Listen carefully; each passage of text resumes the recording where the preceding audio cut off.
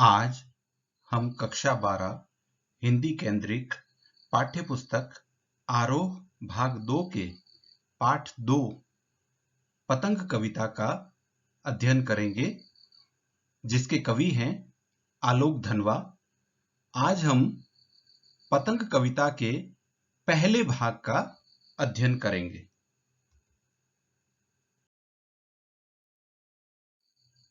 इस सत्र के बाद आप यह सीख सकेंगे कि आप कवि आलोक धनवा का सामान्य परिचय जान सकेंगे। आप कविता में आए प्राकृतिक परिवर्तनों को समझकर अभिव्यक्त कर सकेंगे। आप कविता के अर्थ को अभिव्यक्त कर सकेंगे। आप कविता में आए दृश्य, श्रव्य और स्पर्श बिंबों की पहचान कर उन्हें स्पष्ट कर सकेंगे। आप कविता की भाषा पर टिप्पणी कर सकेंगे। साथ ही आप कविता में निहित अलंकारों की पहचान भी कर सकेंगे।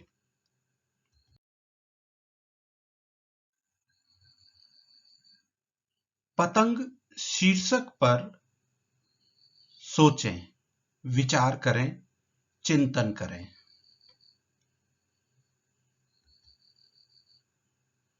पतंग शीर्षक सुनते ही इस कविता के लिए आपके मन में क्या भाव आते हैं, थोड़ा विचार करें।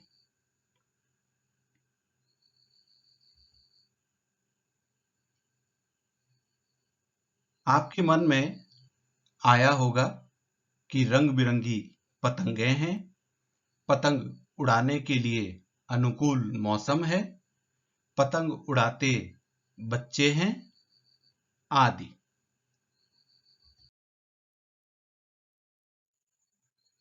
आइए कवि श्री आलोक धनवा को जानें।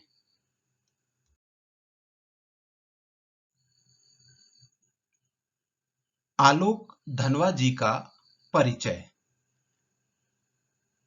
आलोक धनवा जी का जन्म सन 1948 मुंगेर, बिहार में हुआ।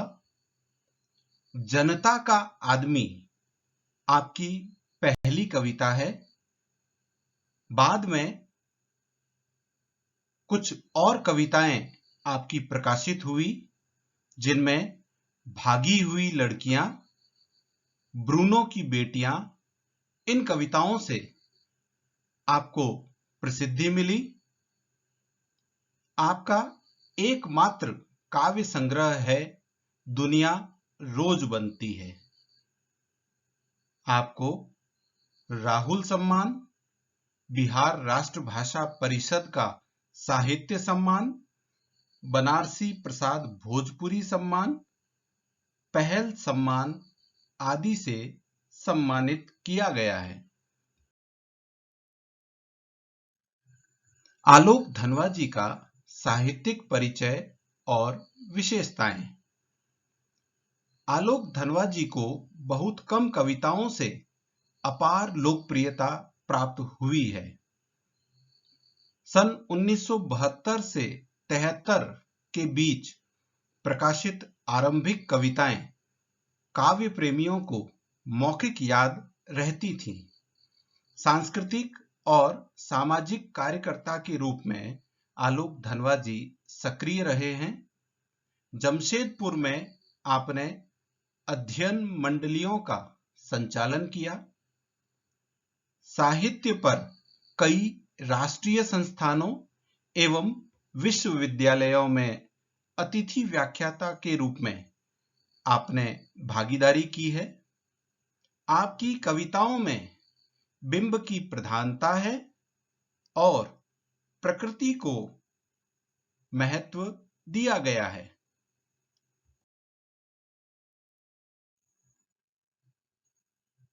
अब पतंग कविता के पहले भाग की पाठ्य वस्तु का सार समझते हैं।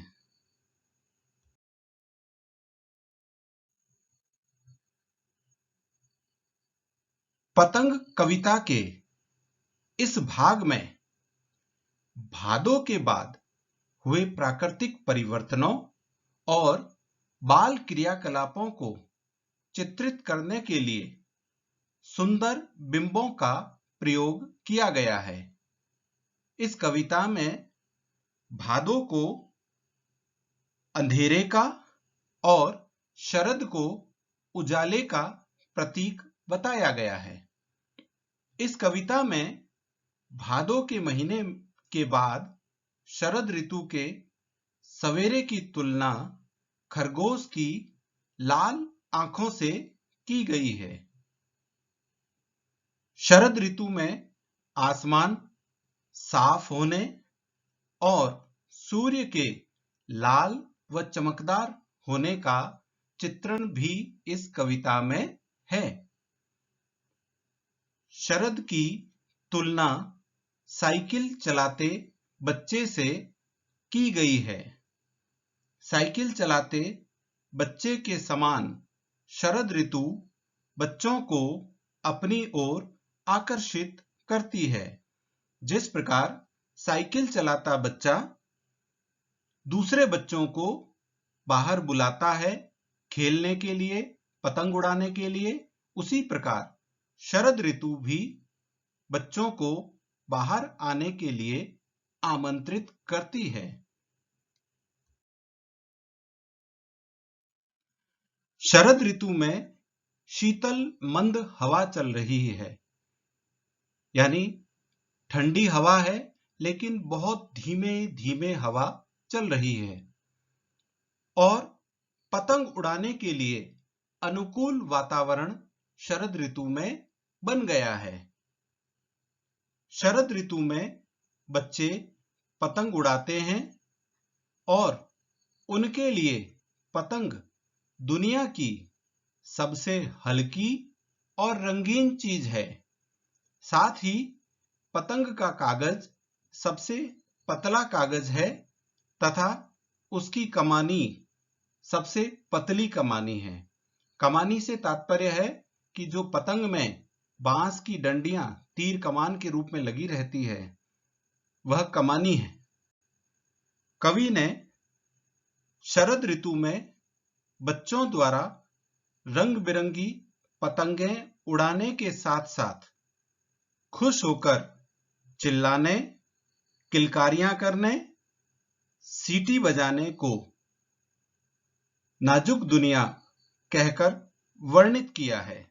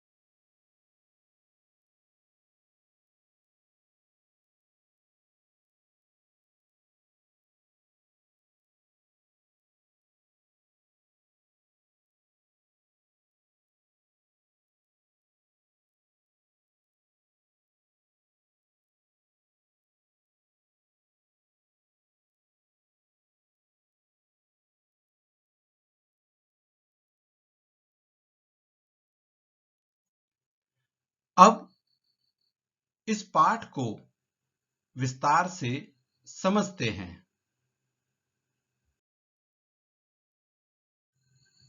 इस कविता की शुरुआत में कवि ने लिखा है, सबसे तेज बौछारे गई, भादो गया सवेरा हुआ, खरगोश की आंखों जैसा लाल सवेरा।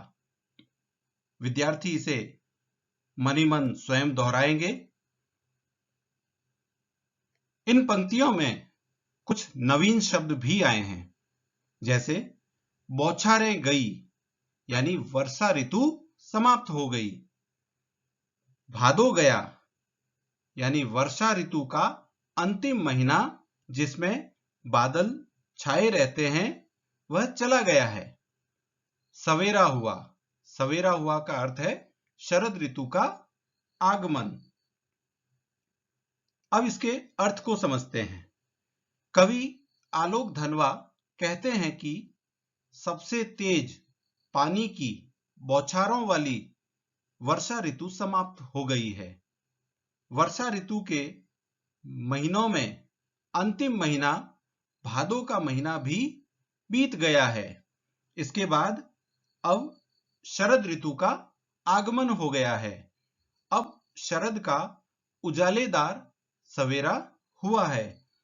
कवि ने शरद के सवेरे व उसके सूर्य की तुलना खरगोश की आंखों से की है, क्योंकि जिस प्रकार खरगोश की आंखें लाल व चमकदार होती हैं, उसी प्रकार शरद के सवेरे का सूर्य भी लाल व चमकदार है।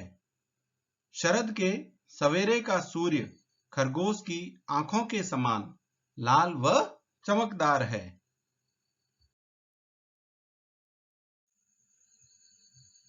इसके बाद की पंक्तियां देखिए। शरद आया पुलों को पार करते हुए, शरद आया पुलों को पार करते हुए, अपनी नई चमकीली साइकिल तेज चलाते हुए, घंटी बजाते हुए जोर जोर से, चमकीले इशारों से बुलाते हुए, पतंग उड़ाने वाले बच्चों के झुंड को। विद्यार्थी इन पंक्तियों को भी दोहराएंगे। हम शब्दार्थ की ओर बढ़ते हैं। पुलों को पार करना, कई ऋतुओं को पार कर या उसके बाद आना। चमकीले इशारे का तात्पर्य है सूर्य की चमक द्वारा अपनी ओर आकर्षित करना, यानी सूर्य का अपनी चमक द्वारा आकर्षित करना। अर्थ जानते हैं। शरद ऋतु कई ऋतुओं को पार करने के बाद आई है। कवि ने शरद की तुलना साइकिल चलाते बच्चे से की है, क्योंकि जिस प्रकार अपनी नई चमकीली साइकिल चलाकर बच्चा कई पुलों को पार कर उत्साहित होकर जोर जोर से साइकिल की घंटी बजाकर अपने साथियों को बुलाता है, उसी प्रकार शरद ऋतु कई ऋतुओं को पार करके आई है, जिसमें बच्चों व जनमानस में उत्साह आ जाता है और यह ऋतु अपनी ओर आकर्षित करती है। शरद का सवेरा चमकदार है, जो पतंग उड़ाने वाले बच्चों के समूह या झुंड को अपनी ओर आकर्षित कर रहा है। यहाँ कवि को महसूस होता है कि शरद का चमकदार सवेरा जैसे इशारा कर अपनी ओर बुला रहा है। इसके बाद कवि ने लिखा है, चमकीले इशारों से बुलाते हुए, चमकीले इशारों से बुलाते हुए और आकाश को इतना मुलायम बनाते हुए कि पतंग ऊपर उठ सके। यहां पर चमकीले इशारे का अर्थ है सूर्य की चमक द्वारा सबको अपनी ओर आकर्षित करना और आकाश को मुलायम बनाना। इसका अर्थ है आसमान में शीतल मंद हवा का चलना। अब इसके अर्थ को समझने की कोशिश करते हैं। कवि को महसूस होता है कि शरद का चमकदार सवेरा जैसे इशारा करके अपनी ओर बुला रहा है। चमकदार इशारा यानी उत्साह के साथ अपनी ओर आकर्षित करना, बुलाना। कवि कहता है कि शरद ऋतु में आसमान साफ है व शीतल मंद हवा चल रही है। ऐसा महसूस होता है कि शरद ऋतु ने स्वयं आसमान को कोमल बना दिया है और इशारा करके बच्चों को पतंग उड़ाने के लिए बुला रही है। अर्थात यह ऋतु पतंग उड़ाने के लिए उपयुक्त है, जिसमें पतंग आसानी से ऊपर उड़ सकती है। इस ऋतु में आसमान साफ होता है, हल्की हल्की ठंडी हवा चल रही होती है जो पतंग उड़ाने के लिए जरूरी होती है। इस कारण कवि ने कहा है कि आकाश को मुलायम बनाया गया है शरद ऋतु द्वारा और ऐसे में पतंग आसानी से ऊपर उठ पाती है।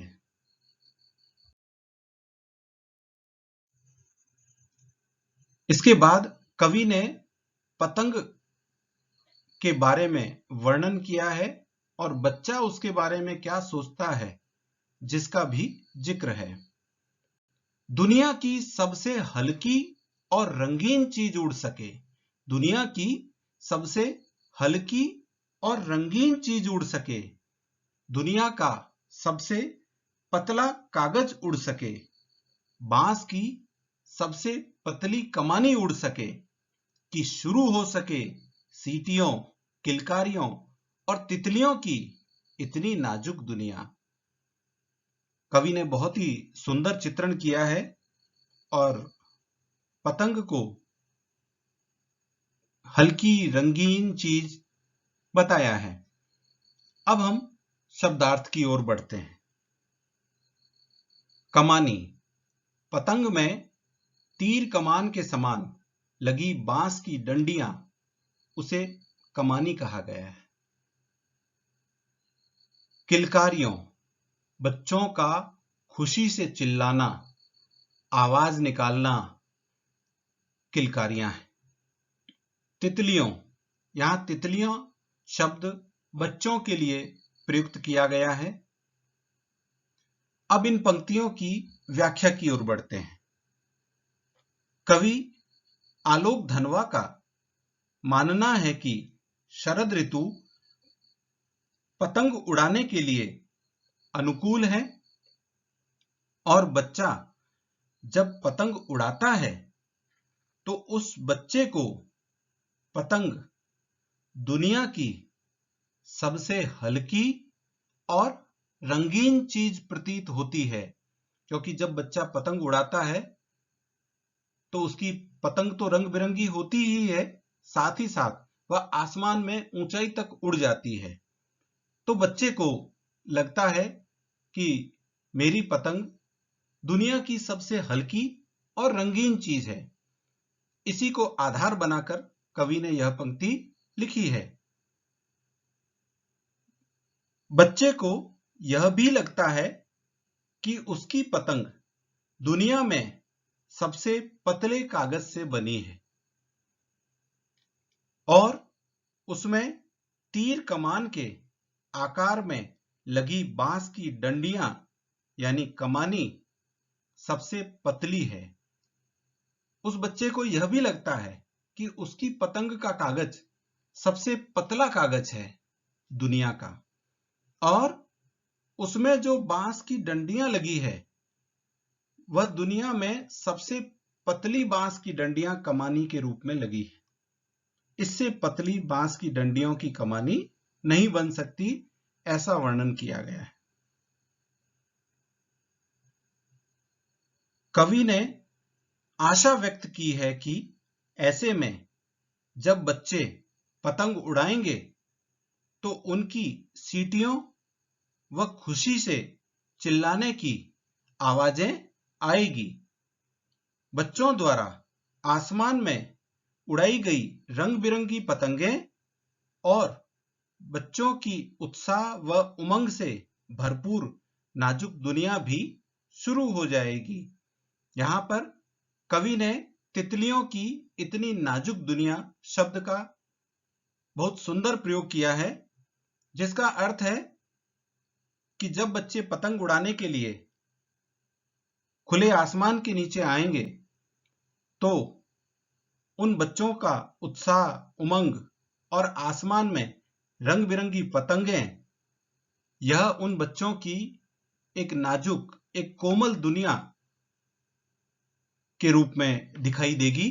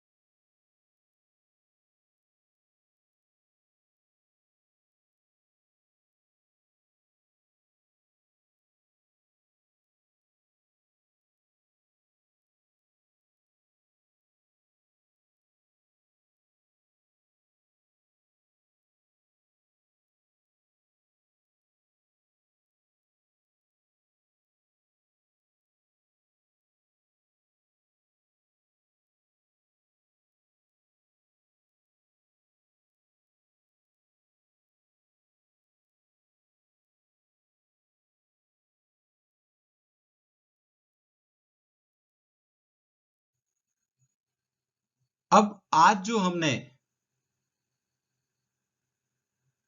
काव्यांश पढ़े उनके शिल्प सौंदर्य पर चर्चा करते हैं कि वास्तव में उनकी बनावट कैसी है और उनकी बनावट की क्या विशेषताएं हैं।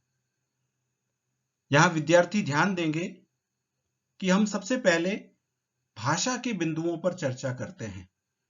परीक्षा में भाषा पर टिप्पणी लिखने के लिए प्रश्न आते हैं। भाषा के बिंदुओं में हमें यह ध्यान रखना है कि कौन सी भाषा का प्रयोग किया गया है, किस प्रकार के शब्दों का प्रयोग है, उसमें यदि बिंब हैं, प्रतीक हैं तो उसका वर्णन भी हम कर सकते हैं, शब्द शक्तियों का वर्णन भी हम कर सकते हैं, विशेषण, समास, मुहावरे आदि का वर्णन भी हम उसमें कर सकते हैं। कविता के इन भागों की भाषा का विश्लेषण हम करते हैं। इसमें खड़ी बोली हिंदी का प्रयोग किया गया है जो सामान्यतः अधिकतर कविताओं में है। बिंबों का सुंदर प्रयोग किया गया है। बिंब का तात्पर्य यह है कि जब हम कविता को पढ़ते हैं तो कुछ ऐसे चित्र हमारे जहन में उभरते हैं जो या तो दिखाई देने वाले होते हैं या सुनाई देने का आभास करते हैं या महसूस किए जा सकते हैं, उन्हें बिंब कहते हैं। इस कविता में कुछ पंक्तियां हैं जो दृश्य बिंब के रूप में उभर करके आई हैं। दृश्य बिंब होता है कि जब आंखों के सामने कोई चित्र उभरता है कविता को पढ़ने पर, तो जब हम इस कविता को पढ़ते हैं तो इसमें सबसे तेज बौछारें गई, भादो गया, इससे हमें वर्षा का चित्र उभरता है। खरगोश की आंखों जैसा लाल सवेरा, तो हमारे सामने सुबह का जो सूर्य है वो लाल और चमकदार, ऐसा एक चित्र उभरता है। शरद आया पुलों को पार करते हुए, अपनी नई चमकीली साइकिल तेज चलाते हुए, चमकीले इशारों से बुलाते हुए, ये सभी दृश्य बिंब हैं। अब बात करते हैं इसमें जो श्रव्य बिंब आया है। श्रव्य बिंब का मतलब है जो सुनने से संबंधित है। कविता को पढ़ने पर कुछ सुनने से संबंधित चित्र उभरते हैं। तो इसमें है घंटी बजाते हुए जोर जोर से। तो यहां घंटी बजाते का जब जिक्र आता है तो घंटी की आवाज मन ही मन हमारे कानों में पड़ने लगती है। इसी प्रकार आकाश को मुलायम बनाते हुए, इसमें स्पर्श बिंब या महसूस किए जाने वाले बिंब हैं जिसको हम छूकर महसूस कर सकते हैं। और बिंब का प्रयोग इस कविता की विशेषता भी है। साथ ही साथ इस कविता में विशेषणों का भी सुंदर प्रयोग किया गया है, जैसे सबसे हल्की, सबसे रंगीन, सबसे पतला कागज, सबसे पतली कमानी।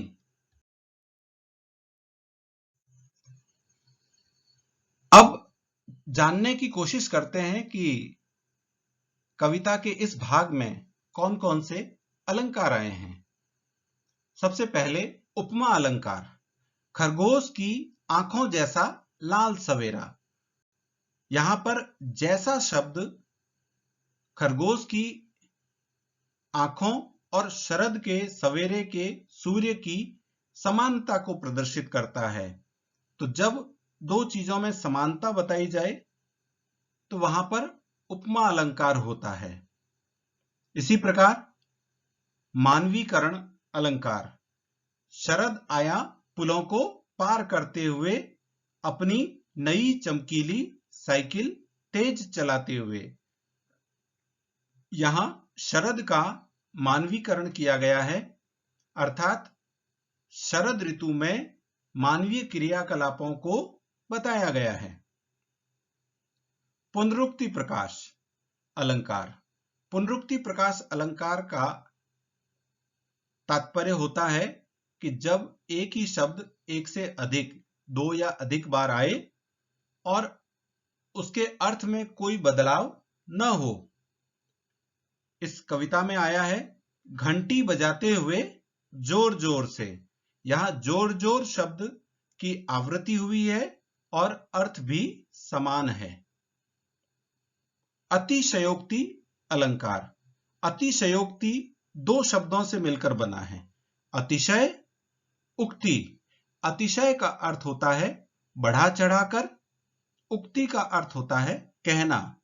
तो जब किसी बात को बढ़ा चढ़ाकर वर्णित किया जाए तो वह अतिशयोक्ति अलंकार है। दुनिया की सबसे हल्की और रंगीन चीज, दुनिया का सबसे पतला कागज, बांस की सबसे पतली कमानी, यहां पतंग का बढ़ा चढ़ाकर वर्णन किया गया है, इसलिए अतिशयोक्ति अलंकार है।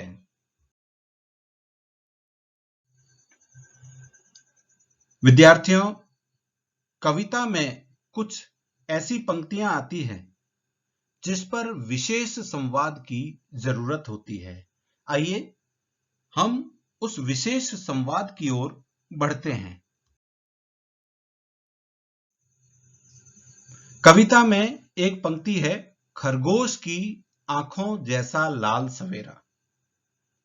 कवि ने शरद के सवेरे की तुलना खरगोश की आंखों से क्यों की है?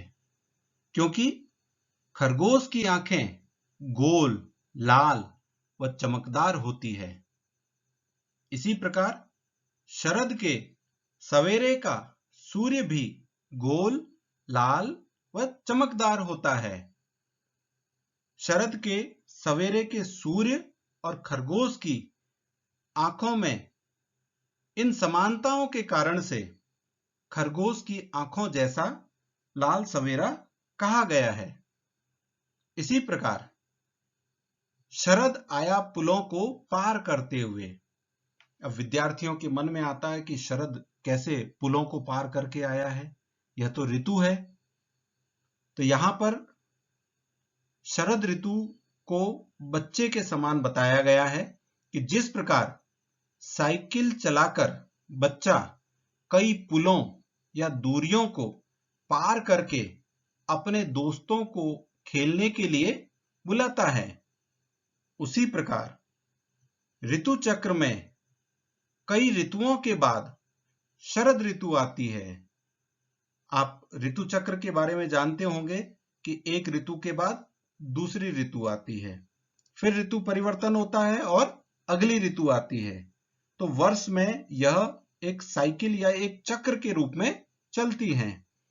तो शरद के पुल पार करने के मानवीय क्रियाकलाप के कारण यहां पर मानवीकरण अलंकार भी है, लेकिन इसी कारण से कहा गया है कि शरद आया पुलों को पार करते हुए, क्योंकि शरद ऋतु कई ऋतुओं के बाद आती है और लोगों में, बच्चों में उत्साह और उमंग भर देती है।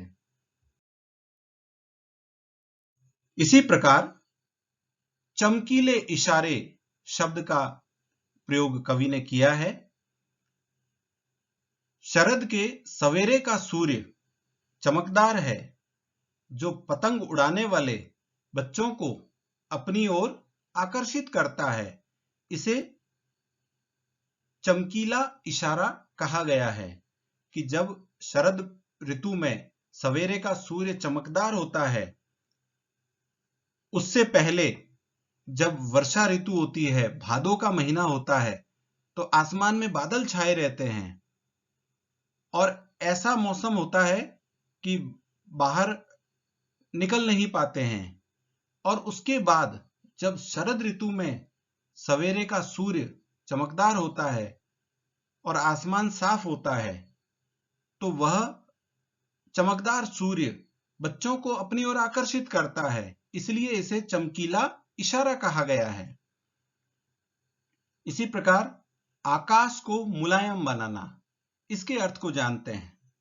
शरद ऋतु में आसमान साफ होता है, साथ ही साथ वातावरण में शीतल और मंद हवा चल रही होती है, यानी वातावरण में हल्की हल्की ठंडी हवा चल रही होती है और इससे ऐसा महसूस होता है कि आसमान, आकाश कोमल है, मुलायम है।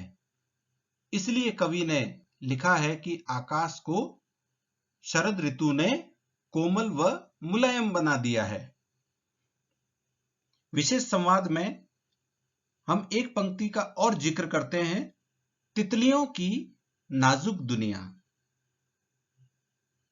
बच्चों का पतंग उड़ाने के लिए बाहर आना, खुशी से चिल्लाना, सीटी मारना या किलकारियां करना,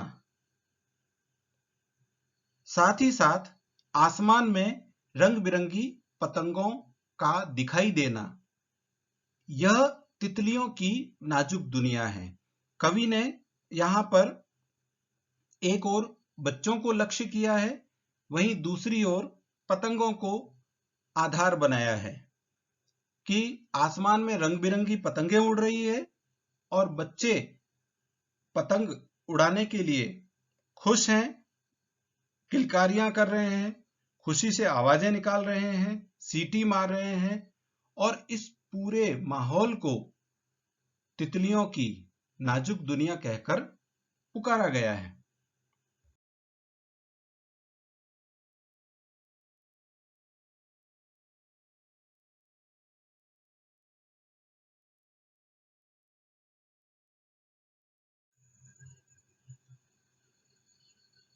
विद्यार्थियों,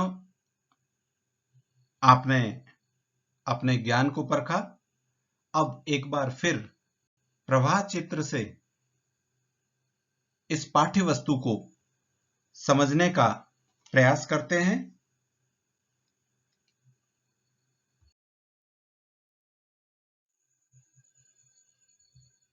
सबसे पहले इस कविता में भादों के बाद हुए प्राकृतिक परिवर्तनों जैसे वर्षा ऋतु का समाप्त होना और शरद ऋतु का आगमन, इसका चित्रण किया गया है। इसमें यह भी बताया गया है कि शरद के सवेरे का सूर्य लाल व चमकदार है, आसमान साफ है और शीतल मंद हवा चल रही है। इस प्रकार प्राकृतिक परिवर्तनों को कवि ने चित्रित किया है। साथ ही साथ भादों को अंधेरे और शरद को उजाले का प्रतीक बताया गया है। कवि ने यह भी स्पष्ट किया है कि भादों का जो महीना होता है, जिसमें बादल छाए रहते हैं, इसलिए यह अंधेरे का प्रतीक है। और इसके बाद जब शरद ऋतु आती है, जिसे हम ऑटम सीजन बोलते हैं, इस शरद ऋतु में सूर्य चमकदार होता है, आसमान साफ होता है, इसलिए इसे उजाले का प्रतीक माना है। इस कविता में कवि ने शरद के सवेरे की तुलना खरगोश की लाल आंखों से की है कि जिस प्रकार खरगोश की आंखें, उसी प्रकार शरद के सवेरे का जो सूर्य होता है वह भी लाल, चमकदार और गोल होता है।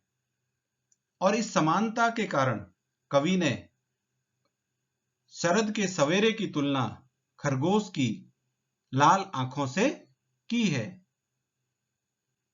इसके बाद कवि ने शरद ऋतु में आसमान साफ होने, सूर्य चमकदार होने का चित्रण किया है।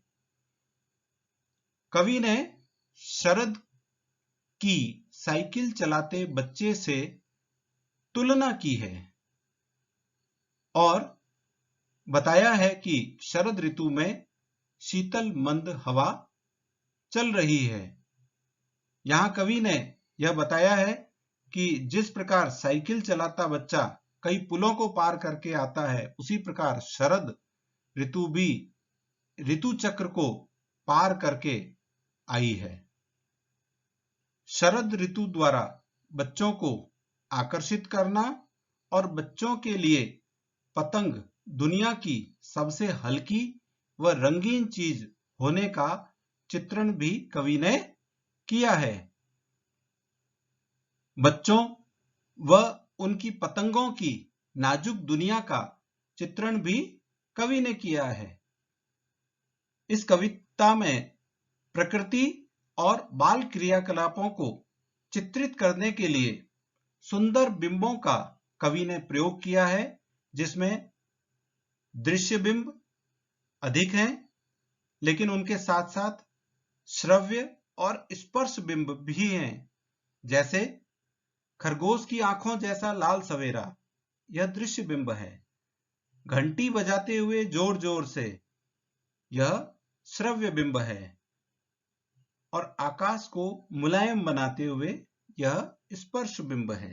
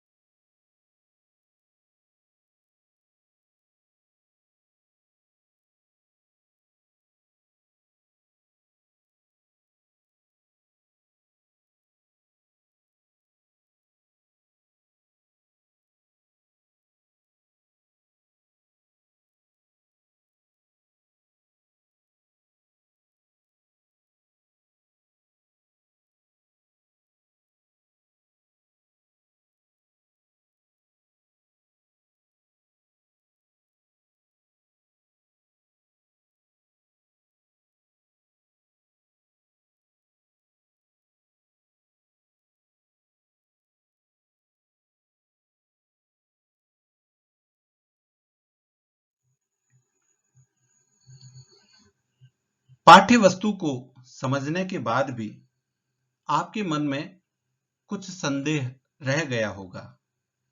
आइए आपके संदेह को दूर करें।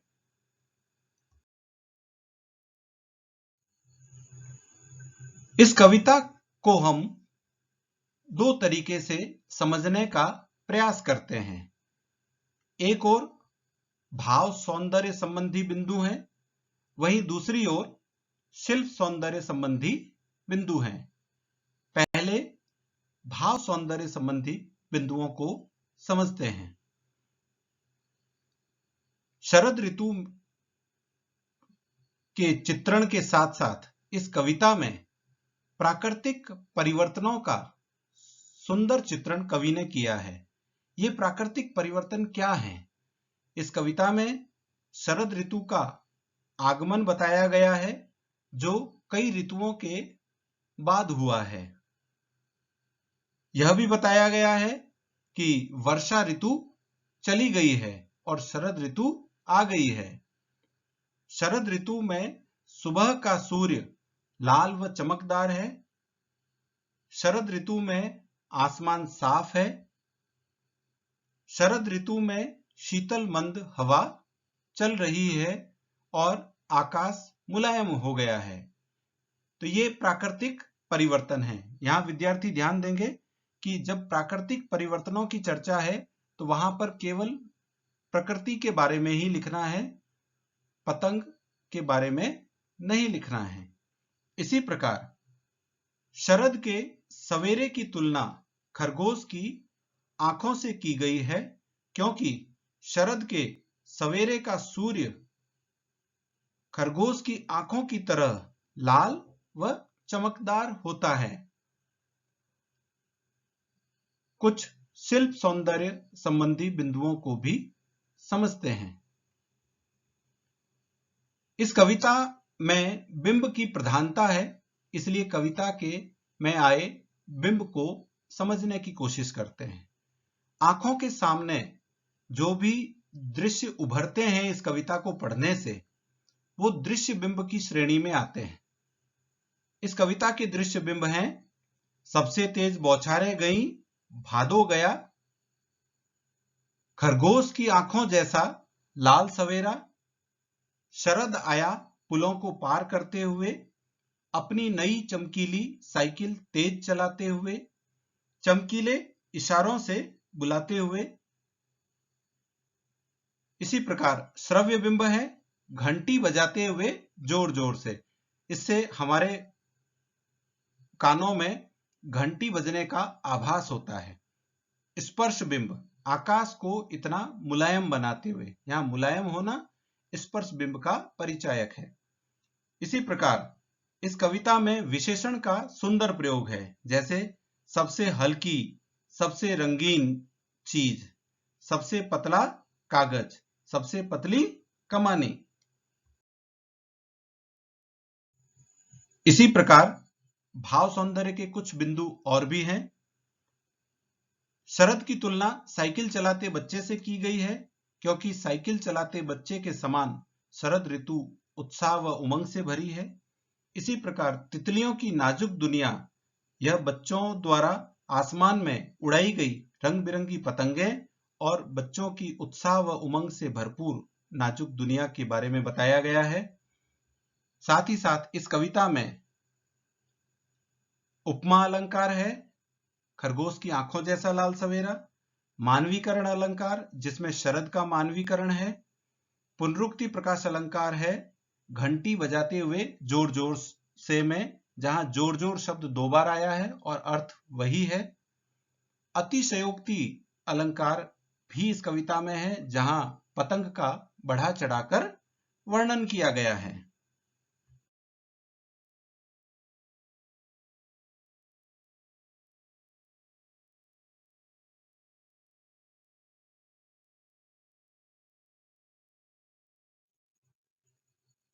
यह भी जाने,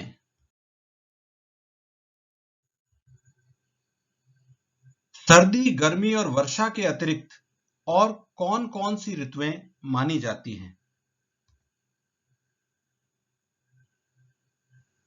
वसंत, शरद और हेमंत, जिसके अंग्रेजी महीनों का समय भी आप देख पा रहे हैं। इसी प्रकार ऋतु परिवर्तन का जीवन पर क्या क्या असर पड़ता है?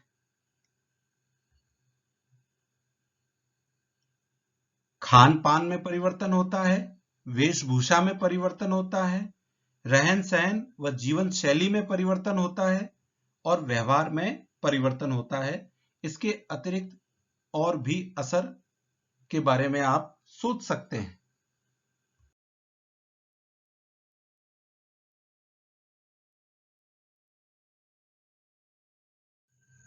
स्वयं को जांचें। कुछ मूल्यांकन प्रश्न आपके सामने हैं। शरद के सवेरे की तुलना किससे की गई है और क्यों? शरद की तुलना किससे की गई है और क्यों?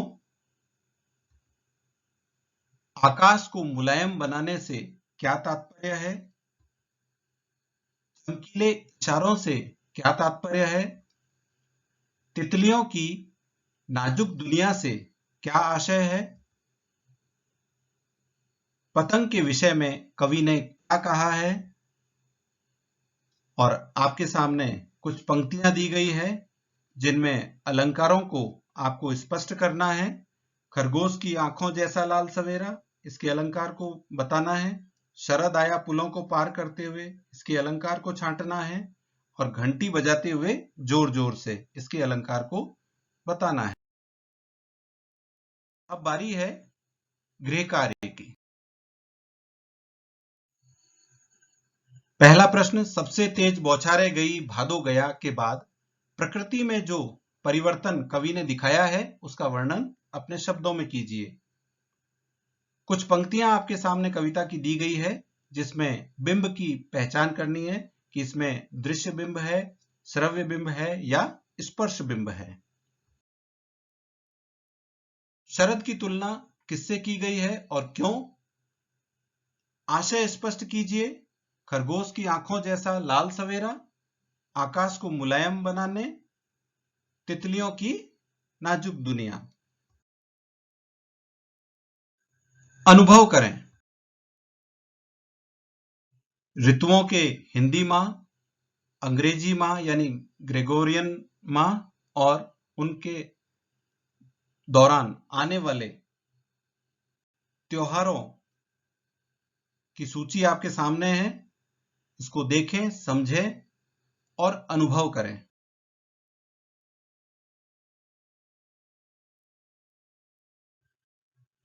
धन्यवाद।